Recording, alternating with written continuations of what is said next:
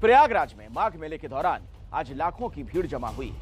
हम घंटी बजाओ में काफी दिनों से इस आयोजन पर सवाल खड़े कर रहे हैं, क्योंकि जो लोग यहां पहुंच रहे हैं वो जब अपने घरों की तरफ संक्रमित होकर लौटेंगे तो इस खतरनाक बीमारी के वाहक बन चुके होंगे। पिछली बार कुंभ मेले के दौरान क्या हुआ था हमने देखा था। वहां पहुंचने वाले लोगों ने कैसे यह बीमारी फैलाई। सवाल यही, इन सब के बावजूद सरकार की ऐसी क्या मजबूरी है कि लोगों की जान बचाने के लिए मेला रद्द नहीं किया गया। आपको हम बता दें, मध्य प्रदेश और उत्तराखंड की सरकारों ने ऐसे मेलों को कोविड के मद्देनजर रद्द कर दिया है।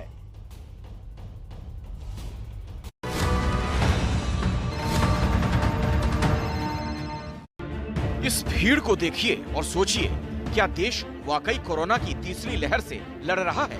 जहां तक आपकी नजर जाएगी लोग ही लोग दिखाई देंगे, और उनमें से ज्यादातर बिना मास्क के। ये प्रयागराज का वो माघ मेला है जिसे लेकर एबीपी न्यूज लगातार ये सवाल उठा रहा है कि कोरोना काल में इस तरह के आयोजन की जरूरत क्या है, लेकिन सरकार और प्रशासन अपनी जिद पर अड़ा रहा। नतीजा ये, पहले ही दिन यहाँ पर 3 लाख से ज्यादा लोगों की भीड़ जुटी, और वो भी तब जब मेला क्षेत्र में अब तक करीब 70 लोग कोरोना संक्रमण के शिकार हो चुके हैं। सवाल है कि आखिर क्यों जानबूझकर लाखों लोगों की जान से खिलवाड़ किया जा रहा है। आज से माघ मेले की शुरुआत होने के बाद जब यहाँ पर श्रद्धालुओं की भीड़ इस तरीके से आएगी, एक दूसरे से सट कर खड़ी हो रही है, कोविड प्रोटोकॉल की धज्जियां उड़ रही हैं, आधे से ज्यादा लोगों ने मास्क नहीं लगा रखा है। अगर इन भीड़ की सही तरीके से जब टेस्टिंग की जाएगी तो आंकड़ा किस तरीके से बढ़ सकता है।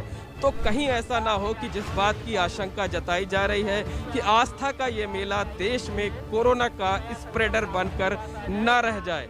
उत्तर प्रदेश सरकार में मंत्री सिद्धार्थनाथ सिंह 2 दिन पहले ये दावा कर चुके हैं कि माघ मेले में लोगों की सुरक्षा की इतनी व्यवस्थाएं की जाएंगी कि इसके कारण कोरोना फैलने का सवाल ही नहीं उठता। जमीन पर मौजूद प्रशासन भी ऐसा ही दावा करने को मजबूर है। हम लोगों की तरफ से व्यापक व्यवस्थाएं की गई हैं, चाहे वो सुरक्षा की दृष्टि से हो, चाहे वो कोविड प्रोटोकॉल की दृष्टि से हो।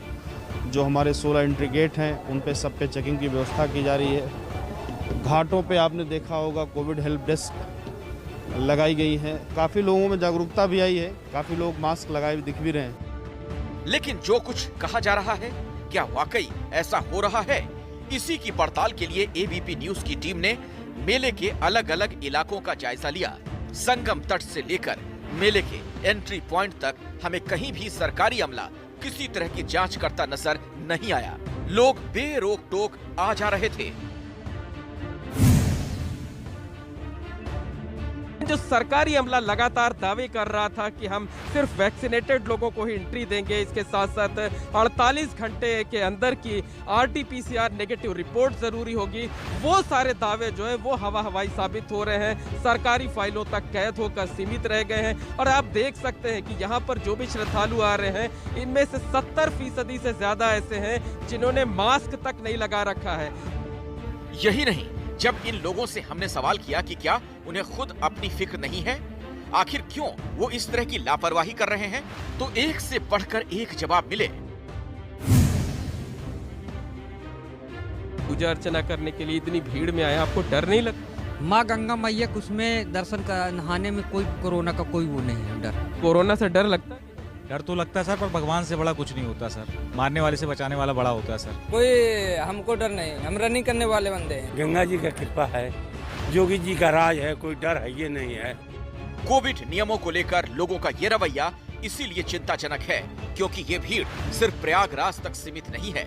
यहाँ आने वाले लोग लौटकर अपने अपने घरों तक जाएंगे, जिसका मतलब अगर यहाँ संक्रमण फैला तो इन लोगों के जरिए वो दूसरे प्रदेशों और शहरों तक पहुंचेगा।